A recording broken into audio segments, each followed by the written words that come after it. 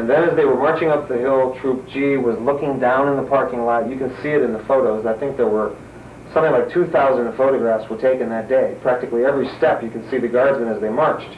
And as they went up the hill, in the seconds before the shootings, out of the 76 men, you can see Troop G on the right flank, looking over their shoulders into the parking lot where they were going to kill people. And when they got to the top of the hill, out of the 76 men, only the far right flank, Troop G, stopped, turned, and began to fire all simultaneously. This is running plan of Ganymede Slimol Productions. We're here in Kent, Ohio, awaiting the imminent appearance of Alan Canfora of the Kent May 4th Center. Alan Canfora, as you know, was one of the students shot at the May 4th, 1970 demonstration against the Vietnam War. The invasion of Cambodia. The invasion of Cambodia at Kent State University here in Ohio.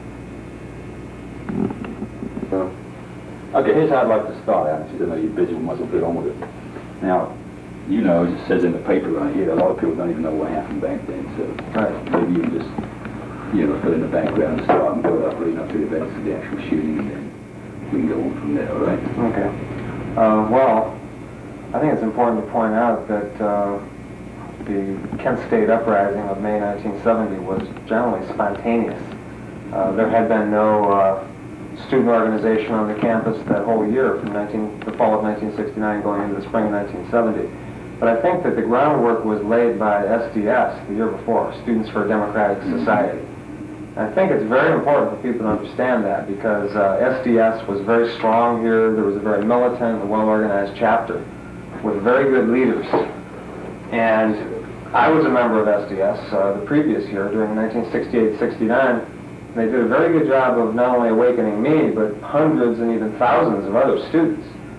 So that even though when SDS was kicked off campus in the spring of 1969, and there was no organization going into the fall of 70 or into the fall of 69 rather, going into the spring of 1970, still they had laid the groundwork well enough so that when Nixon invaded Cambodia on April 30th, 1970, there was a spontaneous uprising for 4 days here, which ultimately culminated in the shootings. So I think it's important for people to understand the crucial role of Students for a Democratic Society and the very effective leadership that existed here at Kent the year before the shootings. Because without their activism that year, well, then the following spring there would not have been this tremendous uprising of activism for 4 days, which then resulted in the shootings. What was the main purpose of SDS's being here at Kent? Is it the ROTC or just general campus? I mean, in the year before 1970. Why was SDS here? Well, they were here primarily to oppose the war, and I think that was the same around the country, elsewhere. They focused on other issues as well, though, such as women's rights and freedoms, the fight against racism, the need to... all these righteous issues. Yes, all of them. But mostly, though, I think it's pretty clear. I mean, I think if anybody studies the history of SDS, they know that it was overwhelmingly the issue of the war that occupied most of their work. So, that was a big issue. Hey, can we crack that door a little bit? The work was totally nonviolent. SDS? Yeah. Well, it was generally nonviolent, but I have to say that in the spring of 1969, there were some militant confrontations, which caused them then to be removed from the campus as an organization, and 4 of their main leaders were put into the Portage County Jail for 6 months. In fact, in the 21 or 22 years since then, there's never been any student activist that has spent 6 months in jail. And another fellow spent a year in jail. So there were 5 of their main leaders that spent from 6 months to a year in jail. So they had very effective and militant leadership. In fact, they did fight it out with the police a couple of times on the campus here. They were trying to present some lists of demands to the administration, and the cops blocked the doors, so then they fought with the cops. And then that's why they had to go to jail. And so they weren't totally nonviolent. In fact, I'd say at least half of the leadership and the membership of Kent SDS later joined the Weathermen. Yeah, really? So that's not exactly a group that's recognized for their pacifism, shall we say? Yes, really. Would that lead into what was the case with the bombing of the ROTC? Well, the ROTC building was burned down on May 2nd. I thought it was burned. Yeah. It was burned, yeah. No, it was burned under very mysterious circumstances. In fact, many people think that the ROTC fire was actually finally started so that it burned all the way down to the ground by an FBI agent. I was there that night myself, and I was there the night before when some windows were broken in downtown Kent as well. Now, I think it's important to point out those two events did happen. Windows were broken on Friday, May 1st, the night after Nixon invaded Cambodia, and the next evening on May 2nd, the ROTC building was burned down. So there were those militant actions taken, and I think it's important to point out that those actions, especially the actions downtown on Friday, May 1st, were prompted by veterans of the SDS organization, veteran street fighters, militant activists who had previous experience with militant actions on the streets of Washington, D.C., for example, in January 1969 when Nixon was first inaugurated, and then also in November of 69 during the time of the national moratorium. There were militant confrontations in the streets, and a lot of windows were trashed out. And I think that some of those same people, clearly, there's no doubt about it, they were involved with the actions Friday night in downtown Kent. Some of them, not very many, but a few. Yeah, but regardless, it doesn't excuse the shooting at the students. No, it doesn't. In fact, I think it's important to point out about those windows that were broken. There were only 43 windows that were broken, and 28 of them were in one bank. They were about 3 foot by 1 foot tall. 28 of those were broken.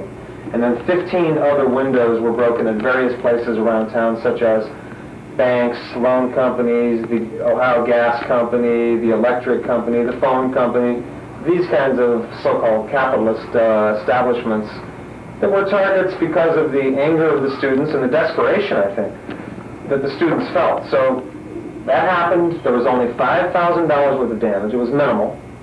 But then this created the momentum, which then caused the events of the next night, which ultimately resulted in the fire at the ROTC building. Okay, it was after the fire at the ROTC building that the National Guard was called in? That's right. They came in, the National Guard came rolling into town while the building was on fire. Now, the key thing to understand, I think, about that fire is, and again, I was there that night, as I had been the previous night as a spectator again.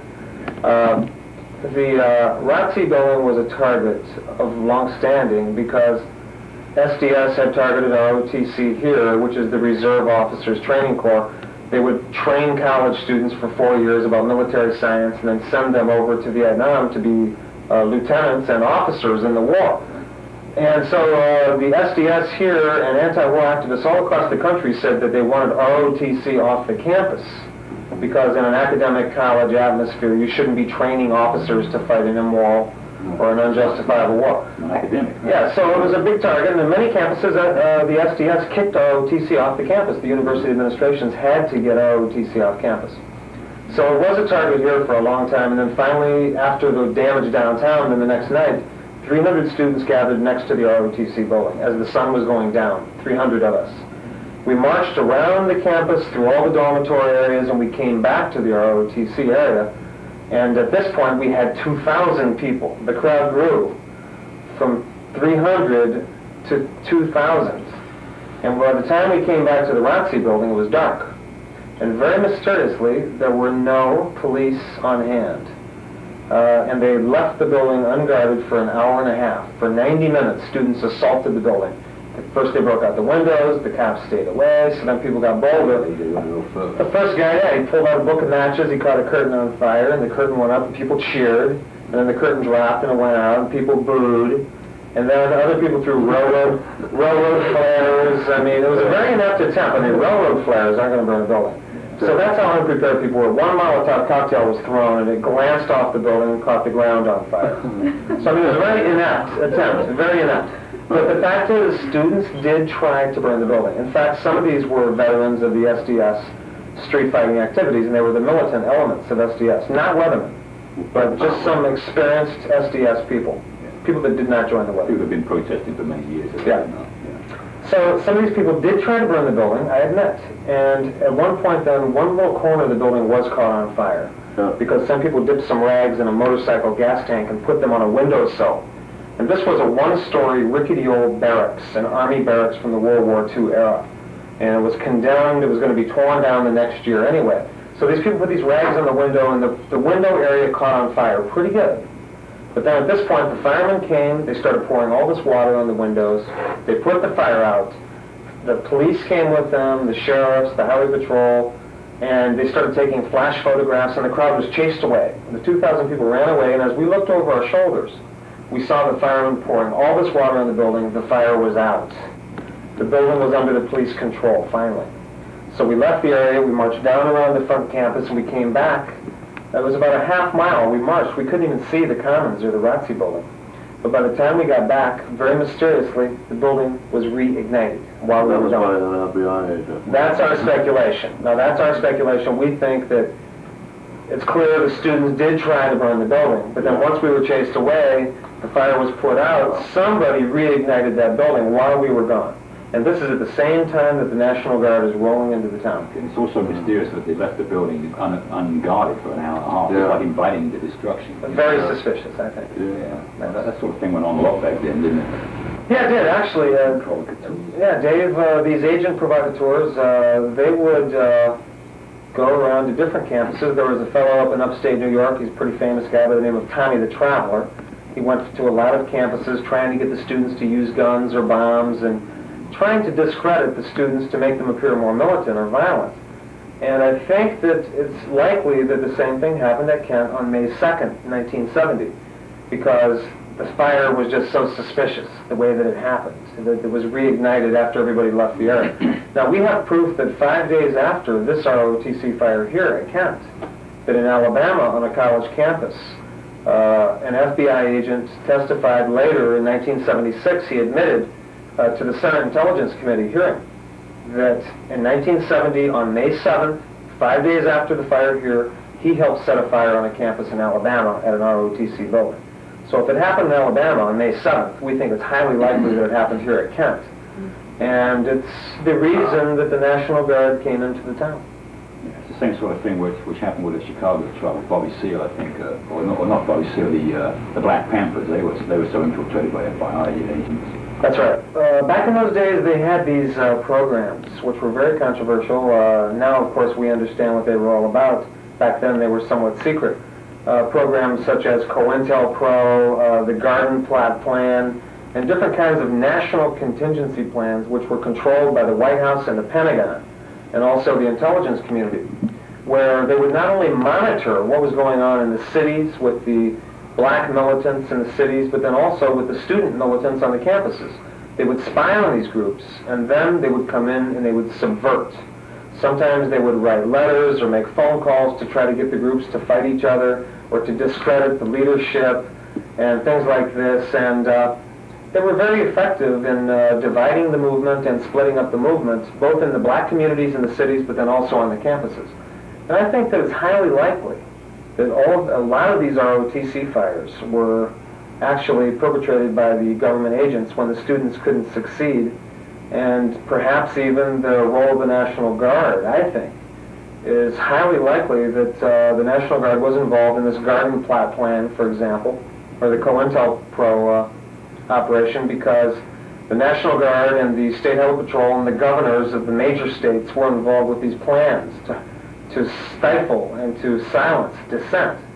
And I think it's highly likely, especially in the Kent State case, that the governor of the state of Ohio, who was in touch with the White House throughout that weekend, was perhaps involved with playing a leadership role in getting the National Guard to come in after the fire, so that then the National Guard could stab students on Sunday night, May 3rd, and the next day shoot into the crowd and kill students. They actually stabbed students on May 3rd? Yes, they did. May 3rd, the night before the shootings, and which is the third night of activities. You know, Friday night the windows were broken downtown, Saturday was the ROTC fire, then Sunday the Guard was here on the campus, and Governor Rhodes, a very conservative, right-wing, fanatical Republican governor, he came in here and he made a big speech on Sunday, May 3rd, because on May 5th, Tuesday, he was running in a primary election against a Republican by the name of Mr. Taft, who was ahead in the polls, and in fact he won the election. He defeated Governor Rhodes on May 5th, barely.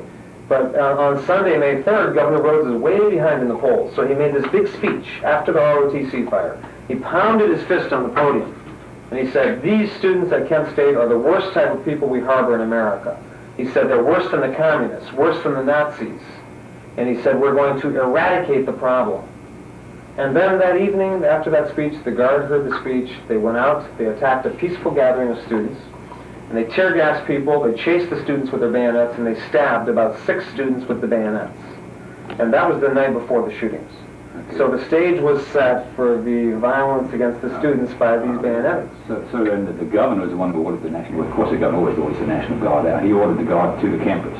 Governor Yes, the Guard they were ordered here by the governor. He had that power. However, it should be pointed out, I think, that martial law was not in effect until May the 5th, the day after the shooting. So classes were in session, and we thought we still had our freedom of speech and freedom of assembly, freedom to dissent, but the governor decided they were going to stop all rallies. And I think clearly they were violating our constitutional rights at that point. Yeah, no. So let's cover it then. The Guard are there on the evening of the 3rd or morning of the 4th. They came in on the evening of the 2nd, and they were there all day on the 3rd. They stabbed people on the evening of the 3rd. Yeah, so they just stood by while the ROTC building was going up. Well, the building was up in flames at the point when the Guard rolled into town. So they couldn't do much. The building was totally destroyed. It was a rather magnificent fire. Yeah, so what happened to actually spark the shootings? Was it just for no reason at all? I read about Jackson State there, where a bottle window crashed in the ground. That sparked the shootings there. But was there a similar incident here at Kent? No, there was nothing like that. And in fact, even about Jackson State, I've studied the Jackson State massacre quite extensively, and the police always try to say they heard this bottle hit the ground, and that triggered the shootings. I mean, I think that's a totally ludicrous excuse. Whether it's Tiananmen Square in China, or South Africa, or Central America, or Eastern Europe, whenever the troops shoot into the crowds, they always have to blame the victim. At Jackson State, they said, well, whoever threw that bottle, they triggered the shootings, and therefore they blamed the victim. Now, they tried the same thing at Kent. They still try it. And it's a very pathetic phenomenon, I think. Oh, yeah, that's what... standard practice. By the way, that's one thing that, I guess you call him a clerk in the lobby that I was up so late talking with last night. He ended up telling me that he had heard from a former National Guardsman that one of the students had hurled something back towards the guards, and I speculated, well, it was probably hurling back a tear gas canister, which had been done, right? Well, he said something that was hurled back caused this National Guardsman to jolt and accidentally fire a shot, sort of. Isn't that a funny story? Yeah, he said the rest of the guardsmen of Troop G just turned and fired at that moment because they thought, hey, it's time to shoot, right? Well, that's just one of the many myths. That's a crazy myth, man. Yeah, there have been so many guys I was talking to you about too. Well, people don't understand. People don't understand what happened. I think you made a good point there, John, actually, because, see, you just come into Kent, and right away you hear a story from a stranger who happened to talk to a guardsman. I mean, maybe that guardsman wasn't even there on the hill. I mean, there were 1,200 guardsmen in the city and the campus. There were 400 in the city, 800 on the campus, a total of 1,200. A lot of these guys go around, they tell all kinds of stories, when in fact, on the hill, at the time of the shootings, there were only 76 guardsmen there. Out of the 1,200, there were 76 that attacked us that day. And out of the 76, only about 18 fired down the hill into the crowd. Now those 18, all from Troop G, those are the guys that know what happened. And I think those are the guys that were involved in a conspiracy before they came here. They knew they were going to shoot. They had the live ammunition, the guns. Several of them testified in the federal court under oath that they heard a verbal command to fire at the time of the shootings. So the truth has come out, and all these stories that, John, that you've heard, and I've heard these stories down through the years. I've heard stories about bags of human waste products that were thrown at the guard, apples with razor blades. Can you imagine that? Apples with razor blades. I've heard stories about golf balls with nails driven through them, logs. One National Guardsman in the federal trial said that there was a parking meter that was thrown off the building just before the shootings. I mean, there were all these crazy stories that we've heard. Now, we also heard about a testimony in court about rocks that were thrown. Now, I want to point out, there were some rocks that were thrown. Now, from the time that the guard first attacked us, now that morning, we gathered on the commons and we were going to have a peaceful protest, we thought. Right. 12 or 1,500 of us gathered on the hillside, and there was an open field, and across the field is where the guard assembled. So there were 300 or 400 yards separating the two groups. The guardsmen were loading their ammunition, their guns, and then 76 guardsmen started shooting tear gas, and they attacked us. And they came marching across this field, and they shot the gas, and as they did, the crowd of students ran up over the hill, and we came down the other side of the hill and went into a parking lot area, which is where the students ultimately were killed. The guard came across this field, they went up over the hill, and they went down the other side into a practice football field area, like a soccer field area. So they were on the practice field, and we were in the parking lot. And because they attacked us, and we felt that school was still in session, we thought we still had our constitutional rights, freedom of assembly, freedom to dissent, freedom of speech. And we thought they were violating our rights. It was our campus, classes were in session, it was a sunny spring day, and here they were attacking us on our campus. And we had done nothing wrong that day. Nobody was going to attack the trees on the hillside, I assure you. So if they had only left us alone that day, that would have been the end of the 4 days of protest.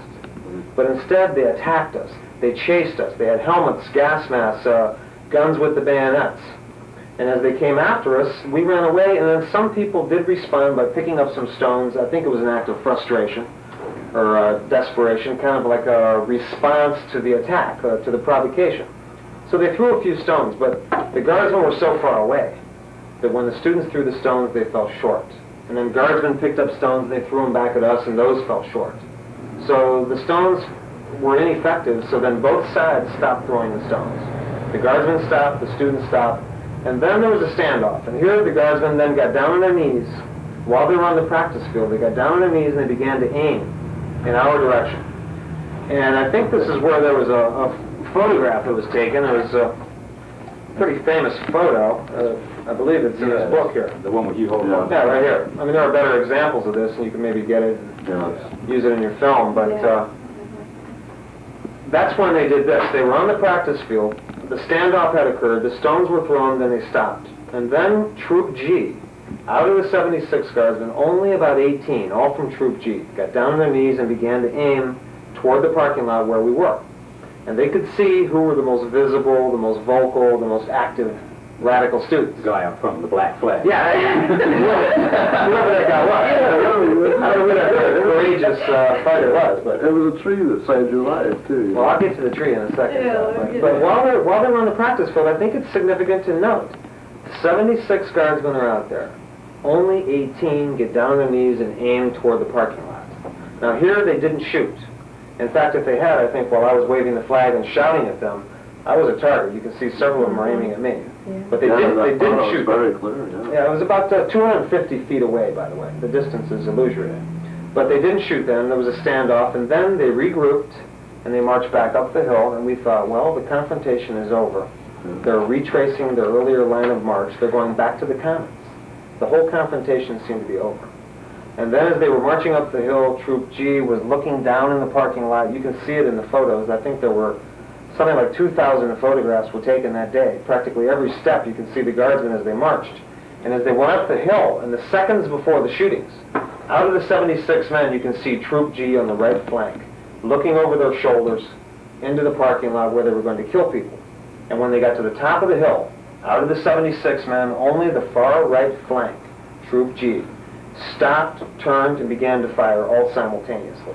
So it wasn't like you said, where one guardsman was hit by something and he accidentally shot. I mean, this was 18 men simultaneously snapping, turning, and firing, and then they continued to fire for 13 seconds. Yeah. Some of them pulled the trigger 8 times. There were 8 bullets in a clip. Some of those guys stood there and pulled the trigger 8 times, shooting the whole clip into the crowd. 67 bullets. And that's when I ran behind the tree, and a large oak tree saved my life at that point. Well, anyway, you know. And you were wounded in your wrist? Yes, I was shot till the bullet went in through my wrist right here. As they started to shoot, I was facing up the hill, and the guardsmen turned and they began to shoot, and I took a step away and I heard the guns firing. And I thought, well, they're probably firing blanks because there was just no reason to shoot. And I saw some people begin to lie down flat on the ground. And at that point I thought, well, maybe I should lie down flat as well, but then I saw this tree, and there was only one tree in the line of fire, and by some miracle I was near it. So I thought, well, just in case they're firing live ammunition, I'm going to get behind this tree. Yeah. So I took a couple of quick steps, and I've always been athletic all my life. I'm still a long distance runner. You know, I run sometimes 10, 15 miles at a time, even now at my old age, 42. So I'm still quick on my feet, but I think my quickness saved my life, because as I took a couple of quick steps, I got behind the tree. And just as I pulled my body in behind the tree, I felt a bullet pass through my wrist. It went in through the front of my wrist here, and it came out through the side. So it went through my arm. And then I just stayed tucked in behind the tree for the next 10 or 11 seconds, because they fired for 13 seconds. And I could hear many other bullets hitting the tree and zipping through the air on both sides of the tree, going behind me into the parking lot where all the students were killed. So this large oak tree literally saved my life. That's one thing I wanted to ask Did you think, well, let me, Go ahead, Bobby. do you think that it was a special force then, that those 18 National Guard, do you think it might have been It's my feeling, yes. maybe CIA even or something? I don't think CIA. I think what it probably was part of this Garden Plat plan, which was a national contingency plan in all the big states. The governors and the leaders of the National Guard and the Highway Patrol and the Army even would have these plans where if there was a riot in the city or on the campus, they would plan to come in. They had these mock drills where they would practice what to do. And I think when they would do this, it's clear from the documents, they would pick select groups of people to do the dirty work. And Troop G in particular, out of the 1,200 that came in, 400 were in the city, 800 were on the campus. Out of the 1,200, Troop G was the cream of the crop. These guys were, not coincidentally, I say, they were in the first Jeeps that rolled into Kent. When 1,200 people came into Kent in those Jeeps, the first Jeeps contained Troop G. Now these guys were handpicked to be the first men to come into Kent.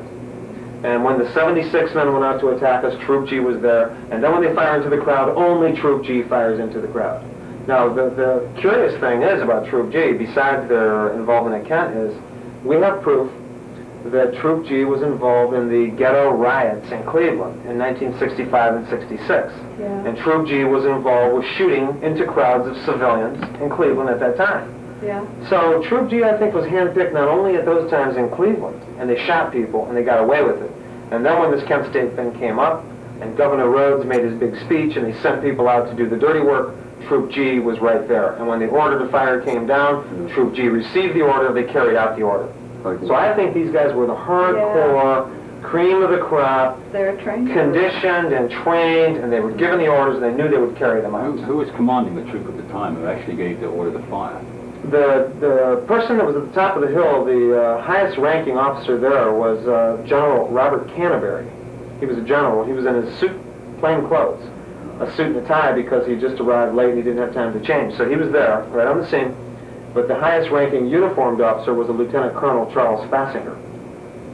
So you had the general, you had a lieutenant colonel, you had 2 captains, you had a major, you had 2 lieutenants, and you had about 5 sergeants. I think there were a total of something like 12 or 14 officers behind the triggerman. So you had the 18 members of Troop G, then you had about 14 officers right behind them. Any of those would have had the authority to order to fire? Well, in the military, it comes from the top down. The general it's unclear. Responsibility. It's unclear who gave the order. Several of the members of Troop G testified under oath in the federal court. They heard the verbal command, fire, at the top of the hill. But when we asked all of the officers, did you give the order to fire? They all deny giving the order. So we don't know. We don't know which one did, but we're working on the case. I'm very convinced that in the near term, in the next few years, I think we're going to get to the bottom of this murder mystery. We're going to solve the crime of murder at Kent State. Well, I wanted to make a point that all these stories you hear, even if they were true, there's a lot of difference between a rock and a bullet, you know. And I don't think they should, you know, even have been firing bullets or even had rifles or guns even after the fight. Isn't that something you'd be fighting for or towards? That they wouldn't do that again in the future? Not use lethal force to control such a peaceful demonstration anyway. That's a lot. I mean, you know, on a civilian population. I mean, you know. Yeah, that's what I want to ask you. Why did you have a black flag? Why did I have a black flag? Yeah, I mean, it's anarchist. Well, yeah, it was an anarchist symbol. Yeah. I still reserve the right to wave the black flag. Yeah. Nowadays. I'm interested. I think of it like this. I think in a time of desperation, it's a tradition when people are very angry and when they feel they have no other recourse to take desperate action. I think that that was the mood that we felt that weekend there throughout the weekend. For example, me, the reason I chose black material was I had attended the funeral of one of my closest childhood friends who was killed in Vietnam on April 13th, 1970.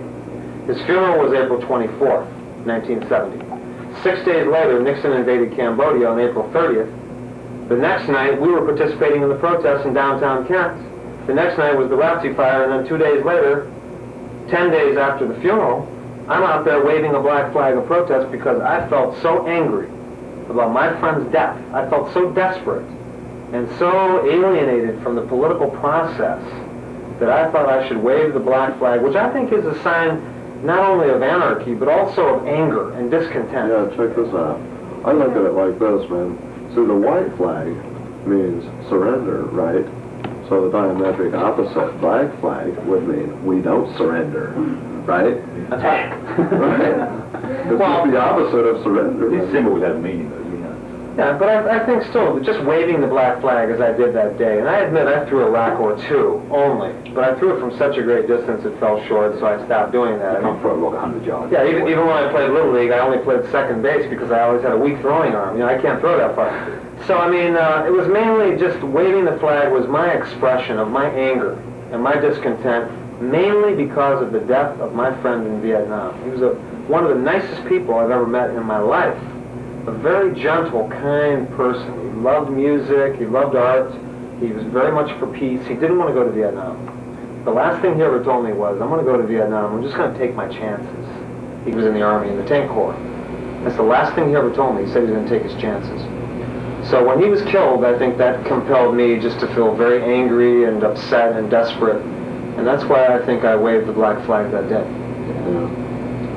Okay, but let's just get to this supposed cover-up now. I understand there was a grand jury inquiry into the events surrounding Kent State right after it happened, right?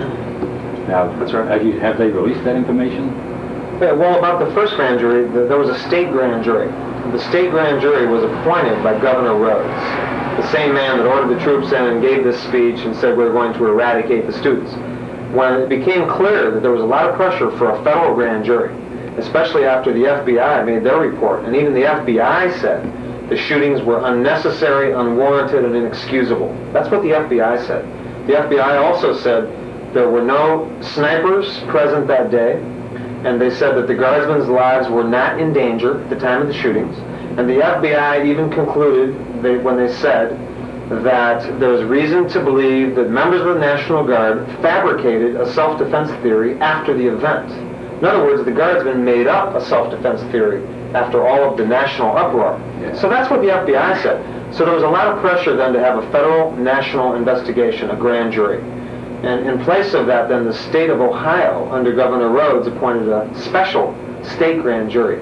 They investigated in a very perfunctory and inept way. They totally cleared the National Guard, and they put the blame on the victims. I was indicted. I was charged with participating in a riot on May 4th. I suppose because I waved a flag, or I suppose I attacked a bullet with my arm. I don't know. I don't know what my crime was, but so I was indicted. Also, Joe Lewis, one of the other wounded students, was indicted because he stood and he gave the finger. He was raising his middle finger toward the guard when they shot. He was standing 60 feet away. He was the closest student to the guard, 60 feet away. And as he stood still and raised his middle finger, they turned and started shooting. They shot him twice, once in the stomach and once in the ankle. And he was indicted for participating in a riot as well. The guardsmen were cleared. They blamed the victims. They also indicted 23 other people, including my sister, the president of the student body, one faculty member, and a cross-section of students. So they put the blame on the Kent 25. Now, the charges were later dismissed, but it took 14 months until December of 1971, and it cost us $200,000, and William Kunstler had to come in from New York, and we had a lot of lawyers. So we put up a big fight, but still they put us on the defensive, they blamed us, and they cleared the guard. And then later, we finally did have a federal grand jury in 1974, and six or eight members of Troop G were indicted. And they were charged with violating their civil rights. But unfortunately, the government's case was so poorly presented. You know, when you had the Justice Department trying to prosecute the Guardsmen, they didn't do a very good job. They didn't try very hard. So the judge dismissed the case. It didn't even go to a jury, so that was the last opportunity to put the Guardsmen in jail in 1974. And there have been no other grand jury investigations since then. But the transcripts are available. The transcripts of the grand jury, the open proceedings, are available. It's very hard to get the other transcripts, I think, of the depositions and stuff. I'm not sure if that's available, but there is a tremendous transcript that is available from 1975. We had a 14-week civil trial of our lawsuit in Cleveland in the federal courthouse during the summer of 1975. And there are tens of thousands of pages of transcripts where we had all the Guardsmen on the witness stand from Troop G, the commanding officers, Governor Rhodes, the president of the university, all the wounded students. We had everybody there. And that is a tremendous historical record. Do you have time? You have to go now? I think I have another 10 or 15 minutes if you want to talk some more. Oh, by the way. G.I. John, G.I. John, here he is, your only son. That's right, kiddies. Here he is, the expendable G.I. Johnny, our American hero. Just think of the hours of fun you will have playing with G.I. Johnny and his nurse, Nancy. There he is, marching along, dying with the big gun, and oh, Johnny ain't living too long.